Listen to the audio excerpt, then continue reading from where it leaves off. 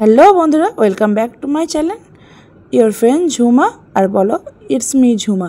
যাই হোক, কারণ কি এই ইয়োর ফ্রেন্ড ঝুমাটা তো আমার ইউটিউবের নাম, তো সেই হিসেবেই স্টার্ট করলাম। তো এখানে এখন টিফিন করতে চলে এসেছি। লুচি আর এখানে ঘুগনি নেওয়া ছিল, টেস্ট ছিল, বাট ঘুগনিটা যখন শুধু খাচ্ছিলাম একটু কেমন কেমন লাগছিল। যাই হোক, তো চলো এটা ব্রেকফাস্ট করে নিই। ব্রেকফাস্ট করে এখানে এখন বসে আছি।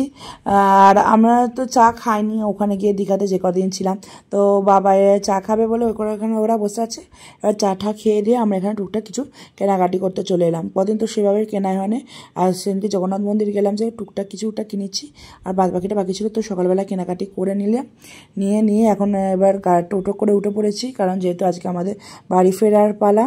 তো টোটো করে যাচ্ছি। আর আমার বান্ধবী মেয়েটা দেখো একটা জিমি বাচ্চার মতো ওরকম একটা কুকুর কিনেছে, কি ভালো লাগছে। আর প্রচণ্ড গরম, আমরা যেহেতু বাসা করে এসেছি, বাসা করেই যাব, তো ওখানে গিয়ে অনেকক্ষণ দাঁড়াতেও হবে।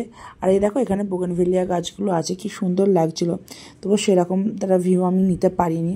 তো এখন এখানে বাস স্ট্যান্ডের এখানে চলে এসেছি।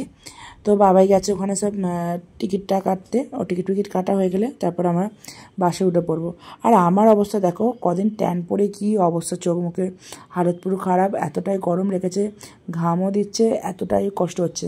তো ওখানে একটা মানে কি বলবো, গোলা টাইপ বিক্রি করছিল, অনেকবার খেয়েছি। আর এখন এবার বাসে উঠেও গেছি, সবাই মিলে বাসে করে যাচ্ছি বাড়ির উদ্দেশ্যে।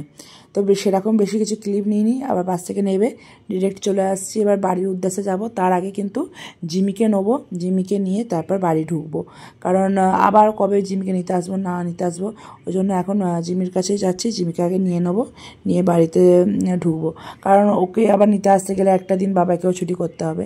আর এই দুটো ফুল আমার বেশ ভালো লেগেছে, তাই একটু কানে গুজে ফুলকুমারি সাজার খুব শখ হয়েছিল।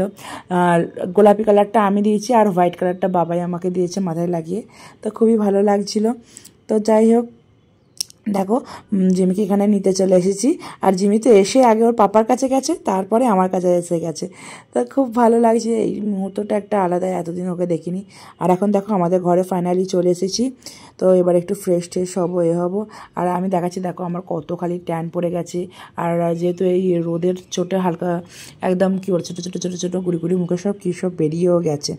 তো কী আর করা যাবে, এগুলো পরে ট্রিটমেন্ট করতে হবে ঠিকঠাকভাবে, নিজেকেই ঘরে কিছুটা করব, আর একটা পরে ফেসিয়াল করে নেবো। তো এখানে সব জামা কাপড় বাইরে বার করে দিচ্ছি, যতটা পারবো আজকে কাচাকুচি করব, আর বাদ বাকিটা সব রেখে দেবো, বাদ বাকিটা পরে আবার কাচাকুচি করব, কারণ একদিনে যদি আমি সব কটা করতে যাই খুবই কষ্ট হবে। দেখতেই পাচ্ছ কিছুটা কাচাকুচি করা কমপ্লিট হয়ে গেছে। তাও আর সেদিনকে আমরা যেদিনকে এসেছি দীঘা থেকে লাস্ট দিনে, প্রচুর এখানে ঝড় বৃষ্টি হচ্ছে, প্রচুর কিছু হয়ে গেছে। আর এখানে দেখো বাদ বাকি কিছুটা এখানে রেখে দিয়েছি জড়ো করে, ওগুলো থাক, ওগুলো পরে সব কাচাকুচি করব। আর যেগুলো সব কেনাকাটি করে এনেছি কিছুটা এখানে রেখে দিয়েছি। এখানে আছে আমার সেই সুইমিং কস্টিউমটা, আর এখানে আরও কী সব আছে, এখন অতটা মনে নেই যেহেতু অনেক দিনই হয়ে গেল। আর এটা দেখো আমার দিদিদের অ্যানিভার্সারি গিফট দেবো বলে এটা কিনে আনা হয়েছে। এখানে জলের বোতল আছে, রামলালা আছে, আর এইটা আমি গিফট হিসেবে আমরা পেয়েছি, যে দোকান থেকে এত কিছু কেনাকাটি করেছি সেই দাদা ভাইটা আর কি আমাদেরকে দিয়েছিল। আর এটাও কিনেছি, এইটা খুব সুন্দর হয়েছে, আমার তো খুব ভালো লেগেছে, আমার থেকে এটা বাবায়ের পছন্দ। আর এই ভিডিওটা এখানে শেষ করছি, লাস্ট পার্ট দীঘার এটাই ছিল।